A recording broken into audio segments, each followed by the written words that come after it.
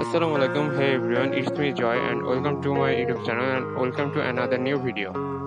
বাংলাদেশে higher CC permit হওয়ার পর থেকে বিভিন্ন কোম্পানি তাদের হায়ার সিসি বাইক লঞ্চ করছে। এখন কি তাহলে ইয়ামাহা চুপ করে থাকবে? না, ইয়ামাহার আসন্ন মডেলে স্পোর্টস বাইক হিসেবে থাকছে ইয়ামাহা YZF R3। তো আজকে আমরা এই ভিডিওতে জানবো কি কি নতুন থাকছে R3 বাইকটিতে। প্রথমত ইঞ্জিনের কথা বলতে গেলে নতুন R3 বাইকটিতে রয়েছে 221 সিসি লিকুইড কুল 4 valve 4 stroke DOHC FI engine, যা 10,750 RPM এর প্রায় 42 bhp এবং 9000 RPM এর 29.5 নিউটন মিটার টর্ক উৎপন্ন করছে। বাইকটিতে পাওয়ার ট্রান্সমিশনের জন্য রয়েছে স্টেপ স্পিড গিয়ার। বাইকটির সামনের দিকে রয়েছে USB এবং পেছনের দিকে রয়েছে শক্তিশালী মেশিনটির ব্রেক হিসেবে ব্যবহার করা হয়েছে 298 মিলিমিটার ফ্রন্ট এবং 220 মিলিমিটার রিয়ার ডিস্ক, এবং রাইডারকে আরও কনফিডেন্স যোগাতে রয়েছে ডুয়াল চ্যানেল ABS। বাইকটিতে টায়ার হিসেবে ব্যবহার করা হয়েছে সামনে 110/70 এবং পেছনে 140/70 সেকশন।